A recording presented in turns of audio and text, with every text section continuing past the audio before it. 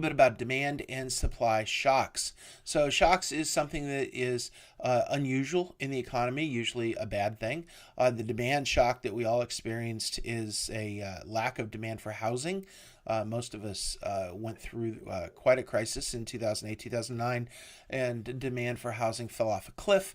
So demand fell. If demand falls for something, the only way you can sell it is to reduce the price. And of course, housing prices fell precipitously. Some areas 40, 50% down from their highs. And that was a demand shock to the economy. Of course, that impacted everything else around it. The supply side shock, side is about capacity.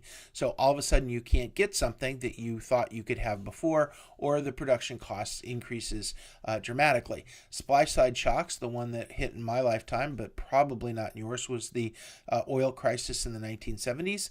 The 1970s saw a shock of oil not being available. The OPEC nations, etc., had cut down on supply, and we had increased demand, which meant we couldn't have all the gasoline that we wanted. Therefore, we had gas lines. They rationed it, so you could only buy gas on Monday, Wednesday, and Friday if your license plate ended in an odd number. On Tuesday, Thursday, Saturday, you could only buy gasoline if your license plate ended in an even number, and nobody could buy gas on Sunday. So that was a supply side shock. Of course, that has a dramatic effect on the economy as people couldn't travel as much. There's certainly fear that goes through the economy, so consumer confidence was shaken. There's all kinds of events that occur because of that. If you aren't sure that you're going to get to work tomorrow, you're certainly not going to go out today. So there's lots of issues with shocks, and these are things that we're trying to avoid as best we can. There's two government entities that are involved in demand side policy. It's fiscal policy and monetary policy. It's very important to keep these two separate. I've said it in several of the lectures. Keeping monetary policy and fiscal policy separate is crucial in understanding the political environment that we live in. Fiscal policy is run by Congress and the president. Monetary policy is run by the Federal Board, the Federal Reserve. And the Federal Reserve controls, and in this case manipulates or controls the money supply. They are essentially independent of the rest of the federal government. Now, this is incredibly important that they are independent. There is no more important thing I can think of with our overall economy than the independence of the Federal Reserve from the political process. The easiest way to get elected is to get the economy going and going well, and the easiest way to do that is print money and give everyone money because the Federal Reserve controls the printing press.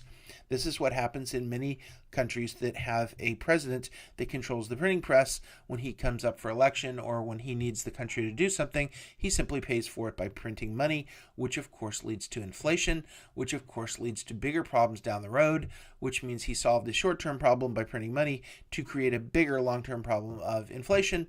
And of course, we know the story of Zimbabwe with their runaway inflation where their money is basically useless. So monetary policy is crucial to the overall economy. I would suggest that monetary policy is far more important than fiscal policy. Fiscal policy has almost no effect in the short term on the economy. Monetary policy, if the chairman of the Federal Reserve sneezes, the markets listen. If the president or Congress suggests some fiscal policy, they basically yawn and don't listen at all.